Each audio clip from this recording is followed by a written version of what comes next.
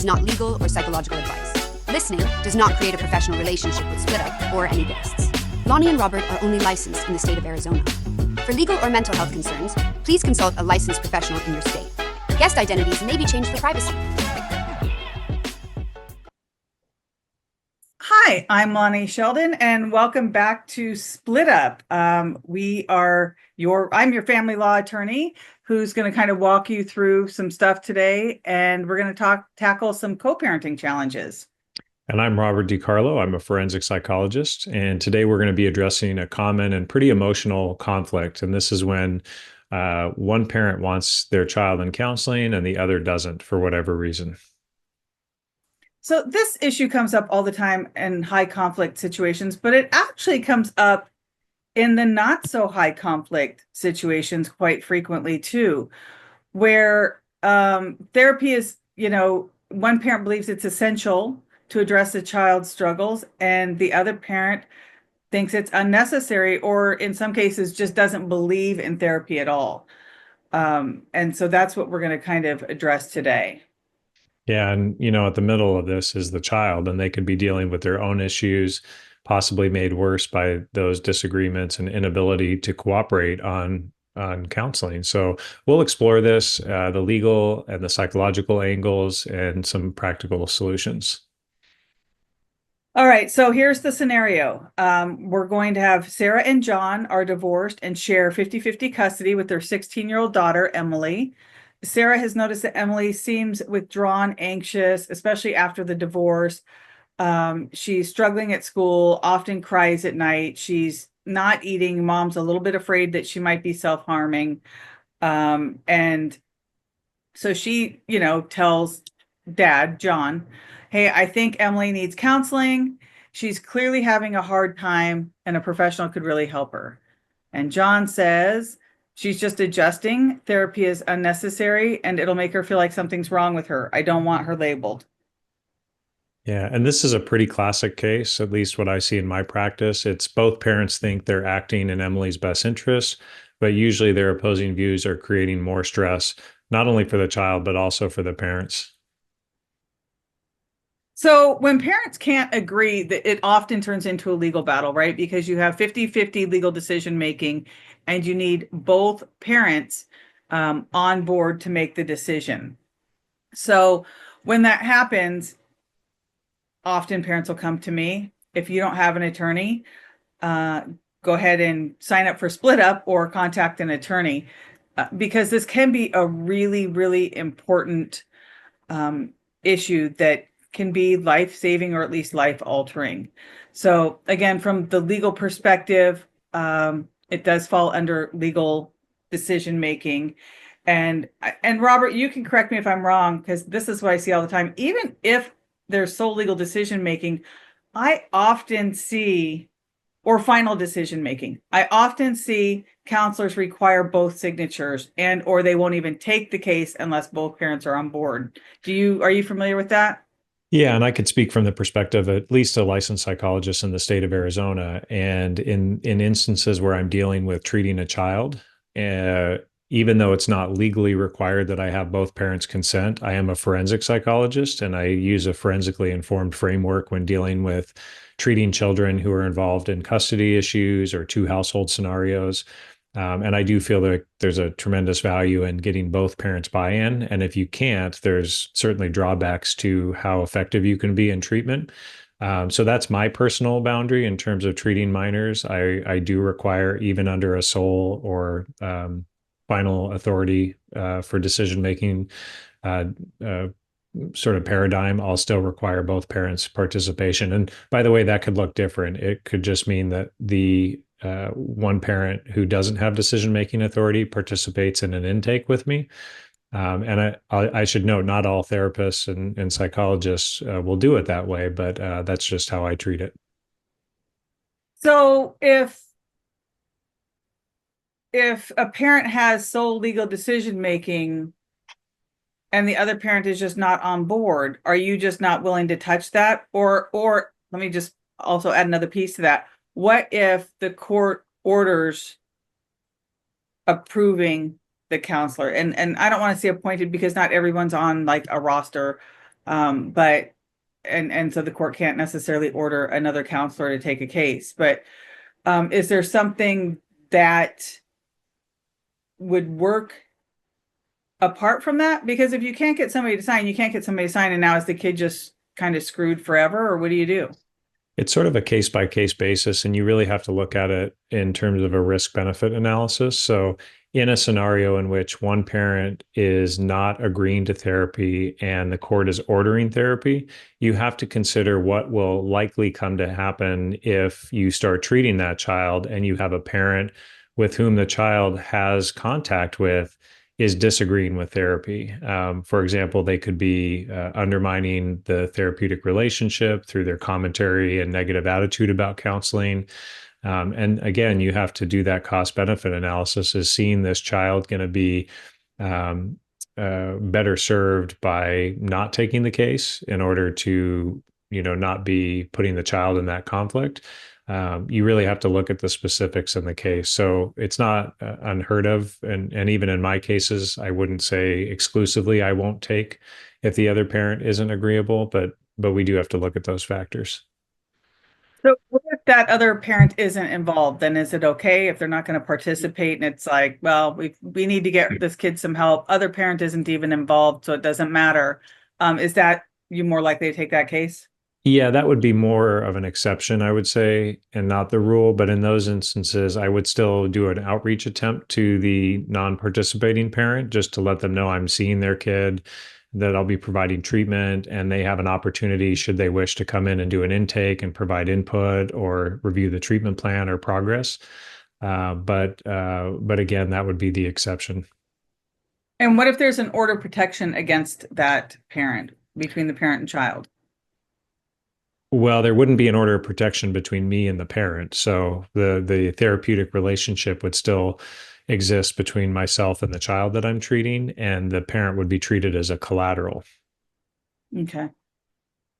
Yeah, and I wonder, that's not probably the same for all counselors, right? Because you are forensically trained. So probably, I mean, I guess in my mind, I know there's some counselors that just agree with whatever their clients say and they're not really interested in the forensics behind it or getting other sides to the story. Well, I think based on your training background, certainly a person-centered approach would compel a counselor to really focus on their client's perspective and advocate for them and advocate for treating them. And there's nothing inherently wrong or unethical or unprofessional about that. But again, when we're working within the context of family court issues and litigation, it's a sort of a separate universe, and you have to operate under different boundaries in order to be effective with the family. So there's a place for that type of counseling and counselor. However, the moment the courts get involved or the case sort of drifts into litigation, that counselor, who's likely not forensically informed, is going to get really uncomfortable really quick with that arrangement. Yeah, they do. They for sure do. And it's hard. It's hard for the parents to go through it. And I really think we need to talk, to parents about that. Look, I mean, if your kid needs help, your kid needs help.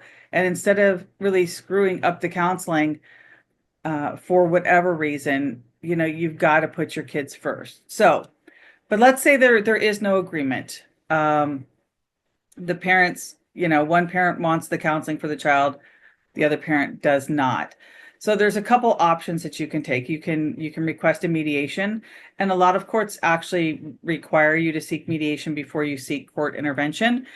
And in that case, find a mediator who can help you with your specific situation and hopefully find common ground. Now, I base my choices of mediators on the type of people that need mediation. So, for instance, if I have a client who has been a victim of domestic violence and is a little bit timid and around men, I might want a female mediator, a strong female mediator, but a female mediator who can kind of help guide. Alternatively, I may also, depending on the client who has the domestic violence, I may also want a strong male, because if the man involved in the case is a strong male and is just has an issue with women, then you might want a strong male. So it's kind of important, at least I think it is, to choose your mediator wisely to fit the dynamic that you have between the parents. And then, so that's the first option, of course, is mediation. And then the second option is to seek a court order. And this may be an emergency court order. In this case, if this kid is self-harming, I might seek an emergency court order. And I'm going to want to show all the papers and all the documents that I've tried, begged, pleaded, or that mom has tried, begged, pleaded dad to get on board with the counseling and discuss the problems. And so the court order would be the next one. But you really want to, show, like for the school reports, you want to show evidence of school report cards, papers, whatever, if you're going to show that her grades are dropping. And in that, you're going to want to even maybe create a timetable in there that says, this is the date of the divorce or the separation. This is when the other parent moved out. This is when we had to change houses. This is when we had to change schools. This is, when this behavior started. This is when the next behavior started. And create a timeline of that to help the court see that if it's an adjustment issue with the divorce, that it's a significant adjustment issue and it needs to be addressed.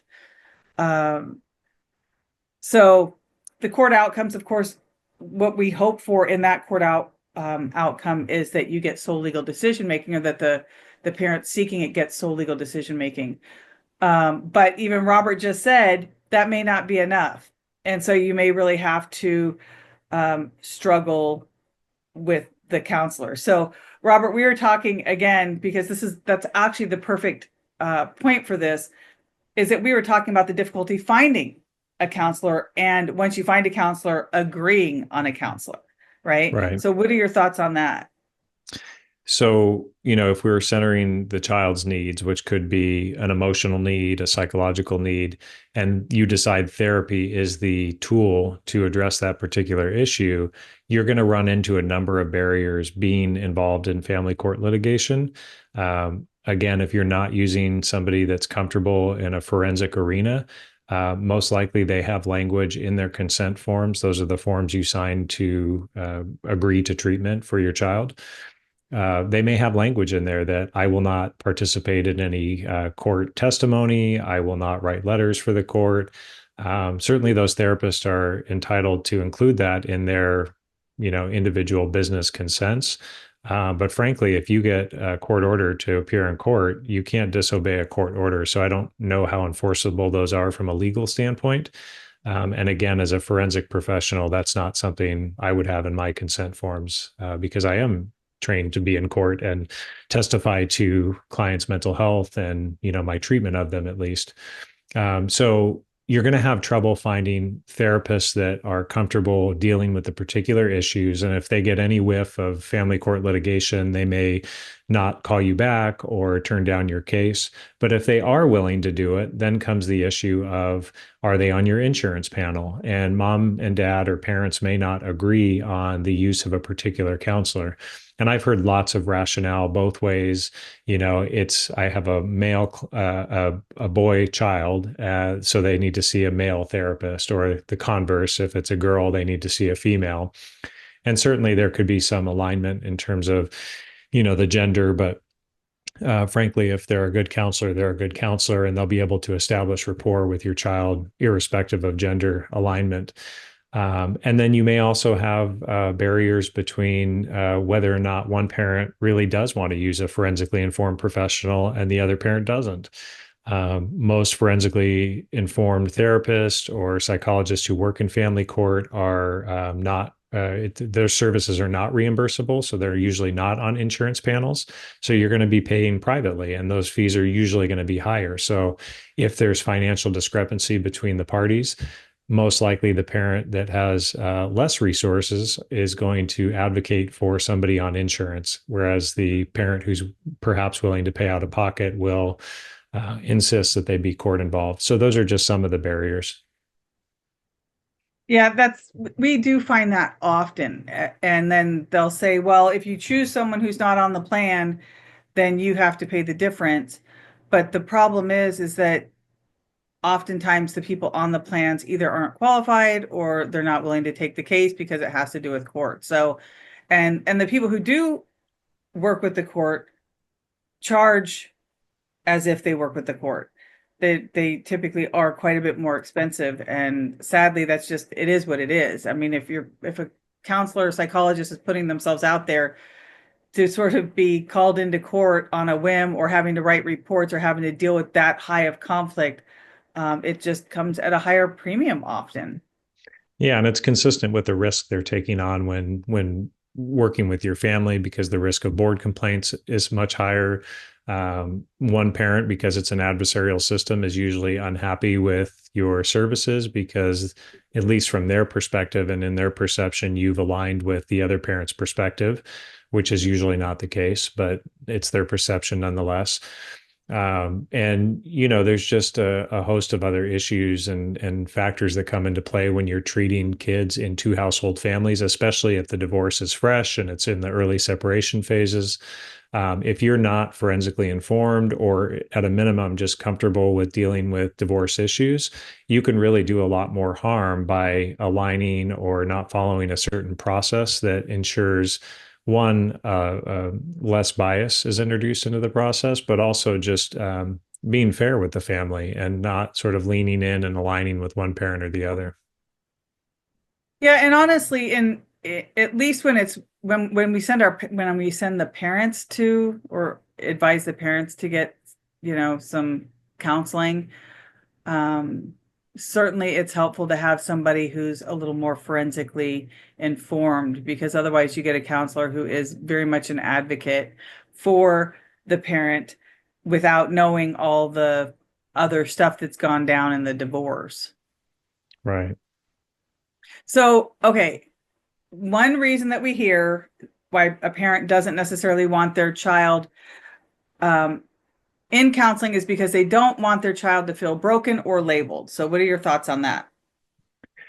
Yeah, so I guess I'll preface by saying counseling is not the only tool in the tool belt. It's one of many potential strategies a family may use to support and uplift a child going through any difficulty. But what we do know is that divorce tends to be a major life event, and it's really common for kids to experience a range of emotions and feelings and beliefs. One of the biggest ones, especially for teenagers, and Emily in our example, is the breakdown and perceived loss of her family unit. So teenagers may mourn the end of their family as they knew it. They may feel sadness over changes in their daily routine, family traditions, the relationships and interrelationships, and that uncertainty of kind of what comes next and how to redefine the family in a cohesive way intensifies that feeling of grief when the parents are litigating and fighting and conflicting over issues.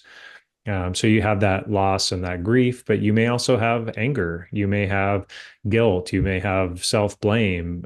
They can internalize, the problems and believe that they might have caused or been partially responsible for the divorce through their behaviors or feeling inadequate. Anxiety is a big symptom that we sometimes see in kids. They could also experience, issues around having conflicts and loyalty conflicts based on how the parents break up time. Depression, we can sometimes see. So there are real potential outcomes that could emerge as a result of any major life change, but divorce especially. And so we don't want to ignore those. And certainly it's not the case that every child will have chronic symptoms of these symptoms and issues that I'm mentioning. But at a minimum, it wouldn't hurt to check in with a counselor just to assess where they're at. It could be very time limited. And in fact, if they're good counselors, they're not going to be drawing therapy on for, years and years and years. They're going to create a measurable, objective treatment plan that will address the severity of the symptoms in a timely way, and using evidence-based treatments and methods, so that when those symptoms subside, there shouldn't be a need for counseling beyond that. Right. And I mean, I don't really think that going to counseling makes a child feel labeled. Do you? I understand when parents are worried about autism and things like that, where it's a bigger label. But regular counseling, do you think would make a child feel broken or labeled? That has not been my experience. That to me sounds like a parent projecting their beliefs onto the situation. So oftentimes what I experience with kids in therapy is they have a sense of relief. Like they understand through our discussions that what they're going through is not unique to them, that there are other kids and other families who have gone through something similar, and their response to that is not abnormal. It may be unhelpful that they're feeling that way, and they may feel relief in knowing that there's some strategies to address that. So it's never been my experience that talking about divorce or opening up dialogue about how somebody like a teenager is feeling about their parents split up makes them feel labeled. And even in your example of autism, I would argue diagnostic labels, although tend to focus on pathology, can also offer a lot of relief when somebody understands what they're experiencing. And so, again, family court or not family court clients, I've never really encountered that in my practice, that they feel labeled and therefore counseling won't be effective. Okay, I do have another question, because one of the things that you said earlier was you mentioned the scientific model of something. And I get, we do get this frequently where somebody just doesn't even believe in counseling because they say there's no scientific backing on that. But I mean, from my experience, I've seen counseling help tremendously so many people, kids, parents, going through a divorce or struggling after the divorce, or, where there's domestic violence. I mean, I've seen marked changes to where you can really go, wow, that's day and night. That person is really kind of able to move on through life. So what do you say to the parent who says, or what should I as the attorney say to the parent and about the parent who says, I just don't even believe in it? I think that, again, that type of response is based in fear. When we don't understand something, we might fear it. We may be confused by it. So we fill it in with our own belief system. And certainly that could also be based in the person or the family's values. And as I mentioned earlier, counseling is not a one size fits all tool. There are other methods of addressing problems. But I would push back on the notion that counseling is not scientific. We have an entire discipline around the science behind counseling and why it works, and psychology, and really the response to empirically or scientifically based interventions has been what we call outcome informed care. So it's sort of like the proof in the pudding. Like, what do we use to measure change, and how do we reliably track and predict change over time in counseling? And when we can start with a baseline of one thing and get to another point, we have to maybe think that perhaps the counseling is one of the contributing factors to those changes. It could be other intersecting factors as well, but counselors are relying, or I should say, they should be relying on evidence-based, empirically supported interventions to address a particular problem. And while divorce itself isn't a diagnosis, the resulting emotions and feelings and potential diagnoses that may result from a child addressing the adjustment of divorce, there's really clear strategies for that. And so I would just encourage a parent that might have that mindset to pause and seek a little bit more information, maybe meet with a counselor themselves that can be non-threatening and informative and educational, just to help them in their decision-making process. Yeah, that's a great idea. Now, for parents who are struggling with this, and so we've tried to go get a court order, or we're trying to get a court order, you're trying to get your child into counseling, or trying to keep the child out of counseling. I think one of the biggest things you can do is go to the child's pediatrician. Hopefully you have a decent relationship with that person, and get an unbiased recommendation. And if they say counseling, now you're following a doctor's advice. And that gives weight to either side. If the doctor says, no, this kid doesn't need counseling, then the person who doesn't want the counseling can use that in court. But if the pediatrician does say the child needs counseling or should have counseling, then you get to use that in court. And by the way, I don't know of any pediatricians that don't believe in counseling. Like I've never heard that. I've had a lot of pediatricians recommend counseling for clients. So have you ever heard of a pediatrician not going, nope, you don't need that? I haven't really encountered that, but I will say to that one of that sounds like a great legal strategy. First off, the difficulty that may arise is that the parent who did not participate in that appointment, assuming the other parent brought them, may allege that the participating parent, informed the doctor incorrectly to lead them to that conclusion or that recommendation for counseling. And I see that a lot in custody evaluations when I do them, is that, oh, mom or dad is aligned with the pediatrician and has their ear. And so there's going to be resistance points all along. But for that reason, I would recommend both parents participate in the consultation with the pediatrician so that the pediatrician can truly hear from both parents and then still make the recommendation in light of the collateral information from the parents.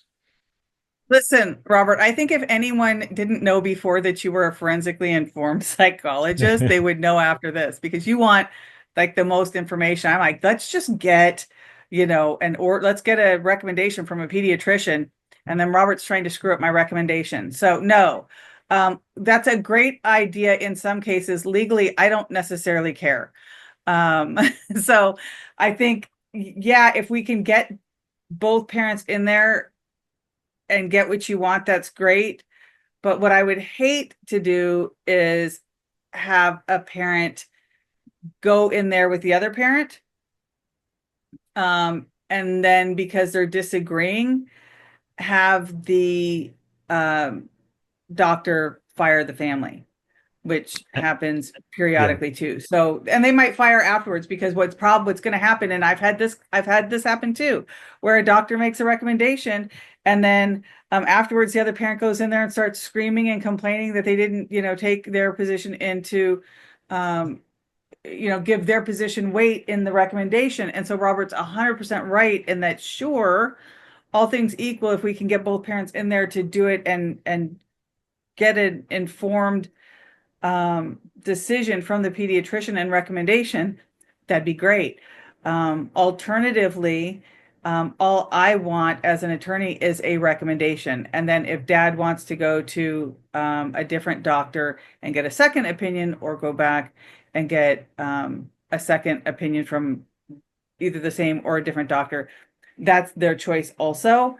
But it really depends, I think, on the dynamic. Of course, if both parties are participating, it's the best. Sometimes we don't need the best in court. Sometimes we just need something. And we can go there and we can say, you can get the records, and the records will say mom said A, B, C, D, and E.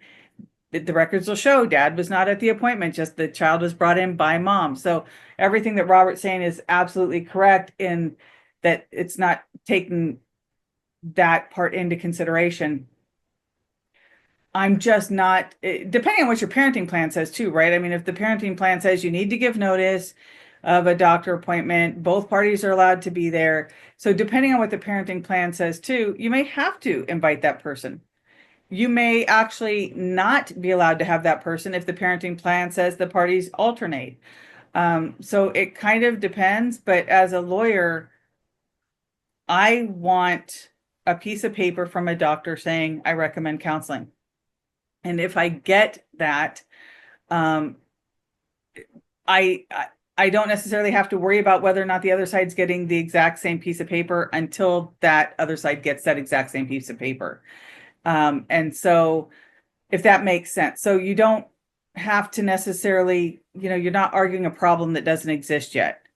And especially if this is a time sensitive thing, if your child is self-harming, and you can get a doctor to say that, I'm going to file an emergency motion to get the kid some help if I need to. And I'm going to show the doctor's note and the communications going back and forth between the parent who wants the counselor and the parent who doesn't want the counselor, and kind of show that dynamic, and even create a timetable or timeline. I'm big on timelines. I know Robert knows that. I'm just a big timeline person. because I think it shows the court a lot of information in a short span, and I can color coordinate. I can like make everything that, like, the doctor said this and this. She was taken to the doctor on this day, and this day. The doctor said anxiety. The doctor said psychiatrist. The doctor said mediation medication. Dad didn't want medication, so now we're trying counseling. So you can kind of build your case that way. But again, I totally understand what Robert's saying, because he is it's helpful for his side to have as much information as possible, because he makes recommendations to the court. I'm an advocate, so I take whatever you give me and advocate for you. And that's really the difference between us, and I think the kind of cool balance. Yeah, and I'll just add to that, Lonnie, in instances where you have a child doing something very externalizing that's visible, like self-harm, as you mentioned, I think those are the easier cases to make with regard to persuading the other parent that counseling is needed, because you can see the harm. A lot of psychological issues, unfortunately, are less visible.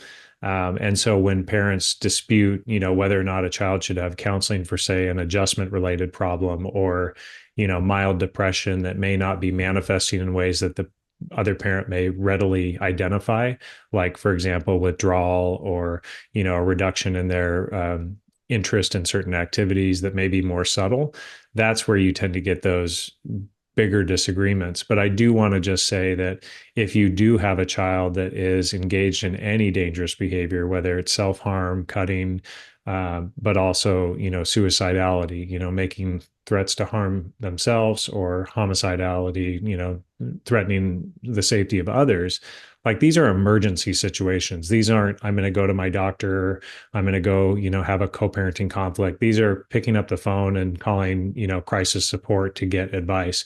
That'll bypass the whole argument right there, because you'll have a crisis worker out to your house, typically, within 30 minutes to an hour, to assess your child if they're suicidal.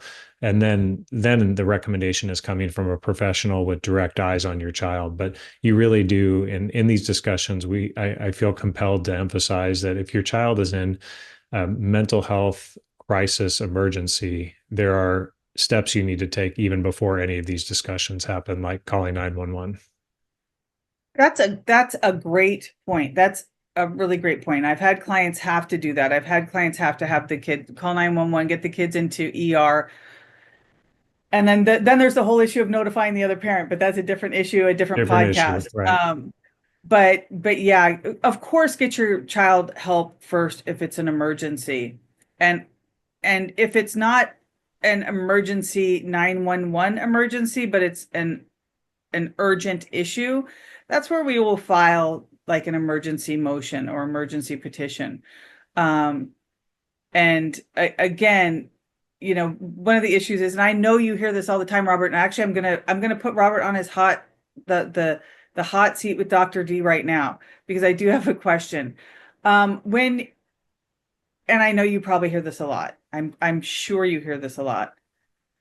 But she doesn't act that way at my house. Mm. So what? I mean, if she's acting that way at one house, that's enough. But could it also be that the parent isn't as in tune? Could it also be that maybe the child's not as willing to talk about it? Like, what is that? Why might it be happening at one house and not the other? There are so many perspectives on that, Lonnie, and I'm so glad you brought it up. So, again, from a forensic framework, when I'm evaluating families, the whole framework is multiple hypotheses. We're looking at different potential explanations for a behavior or a dynamic.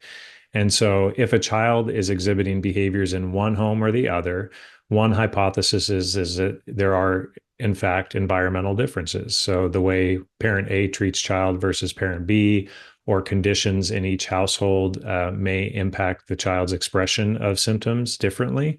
That could certainly be a factor.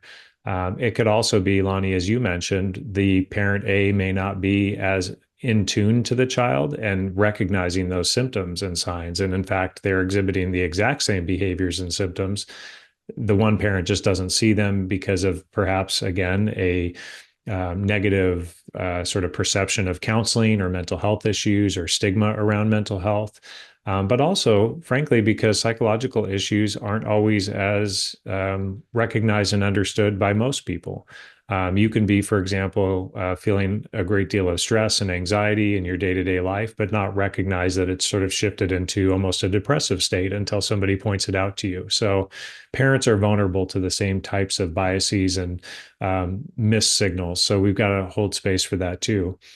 Another hypothesis would be that the parent complaining of the symptoms for the child may in fact be manufacturing problems to meet some sort of agenda. So perhaps they want to get the child in front of a counselor to have them improperly make recommendations for changes in custody, which a counselor doing therapy should not be doing, in my opinion. But the parent doesn't know that, and they believe that they may be able to persuade a therapist to do just that. So if I can get my child in front of a counselor, that could be a potential avenue. And in fact, the other parent is correct. There are no psychological issues. In any of those cases, I would say the common denominator is somebody's identified that your child has a problem. Find a reasonable professional who can assess them. Yeah, I like that you brought up the doing it for basically litigation purposes, because we do see that often. The kid will go in for 2 or 3 sessions. Oftentimes the parent who brought the kid in doesn't get what they want out of it, so they switch and they go to another counselor.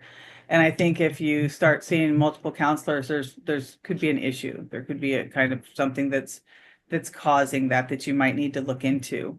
Because it's not necessarily a bad thing to get a child into a counselor to make a statement that you want to use in court. We do that all the time. I'm sure Robert's not as big of a fan of it as I am, but we often want to get a neutral third party to provide some kind of statement of what's happening.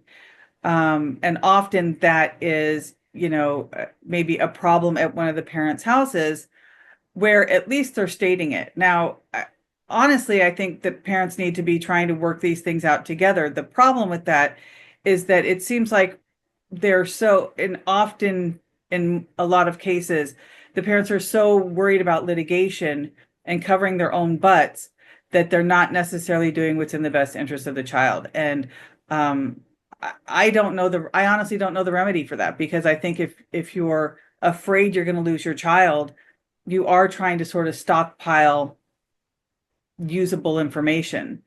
Unless you can go to counseling with your ex and come to a conclusion that, look, we're not going back to court. We don't want to go back to court. We really just want to raise this kid the way we want to raise this kid, to be a happy, healthy adult. And we're not going to go back and fight in court. I think I don't know, Robert, unless there's another way. I think that's the only way that parents can really get on the same page, because even in my divorce, it was not high conflict, but there were times where it was obvious there was evidence collecting on one side or the other. And it's like, you just don't want to have to do that. Like, I didn't want to have to go back to court. I'm sure he didn't want to have to go back to court, but it's almost like you feel like you have to protect that just in case. Does that make sense? Absolutely. And I think, again, we've talked about this in other sessions, but the adversarial structure of any court system, it really puts parents on edge. And so it becomes a dance of being protective and also playing a little bit of offense. And when the parents are in that posture, it definitely trickles down into how they perceive issues with the children. And so it becomes sometimes about being right, advocating for your side, advocating for your position without truly having a legitimate conversation about what the true issues are and how you can help your children together jointly. As I mentioned earlier, counseling might not be the only solution. It could be reducing conflict with the co-parents. And I work with plenty of co-parents where that is our primary objective, is if we can reduce the tension and improve cooperation, trust, respect between mom and dad or the two parents, it does impact positively the kids. They feel less tension. A lot of their symptoms alleviate. Look, divorce itself is not what we understand to be the negative outcome for kids. It's the conflict and it's the transition when that is not done properly. And so if mom and dad or parents can cooperate and do what's necessary to focus and center their child's needs, you're going to see a lot less pathology. You're going to see a lot less, you're going to see I would say, a less protracted adjustment period for the kids when you can develop a new narrative together about how this two household family system looks versus perhaps where you came from, where the child may be grieving the loss of that. You need to provide some sort of replacement structure for them. Yeah, that's great advice. I guess as an attorney, my recommendation would be, first of all, you try and talk to your ex or your soon to be ex about the counseling. Alternatively, try mediation. If you have a parent, if you don't have a parenting plan and you think that your ex is kind of anti counseling or so pro counseling that you disagree with it, if you know that there's a conflict, possibly put something in the parenting plan that you're going to follow the recommendations of a doctor, and that you can get a second opinion on a doctor and what to do in the event that that they conflict. One thing that I think is helpful is when you've got a child with a regular doctor, you agree to follow that regular doctor's input when you know that there's going to be conflict. And we do that for vaccines. We do that for medications like ADHD medication. And you and I talked about, we'll do another podcast on that. But you need to have a neutral third party. And so if that can be a doctor and you can agree to take that doctor's recommendations, I think that's the most helpful. And put that in your parenting plan. Alternatively, go to mediation. And then of course the third is go to court. And you just don't want to have to do that. The counselors don't want to be involved in that. You don't want to be involved in that. And so that's really kind of, I think from a legal standing as from an attorney, that's what I would want you to do and what I would want you to say to do. Now, I also think that there's ability to, in mediation, be a little more creative and maybe say, okay, Sarah can go to counseling or Emily can go to counseling for 3 months and we'll see how it works and we'll reevaluate. And maybe by that time, both parents have noticed a difference, or maybe by that time, they realize it's not a litigation tactic, it's for the kid. And so you can do things like that. Any tips, Robert? Yeah, and I'm only thinking through roles that I've been appointed in that might be another valuable pathway to get counseling, but a forensic child interviews are often appointed by the court when they're seeking the child's perspective on any particular issue, and they want to do that in a way that tries to minimize the influence and persuasion of one or both parents. And so I've interviewed plenty of kids under an order of that nature in which I recommended counseling for the child because that's what they were asking for. But at a minimum, after interviewing the parents and the child, it was recognized immediately that there was a lot of tension going on and a lot of problems that would benefit from being in front of a counselor. So that could be another pathway.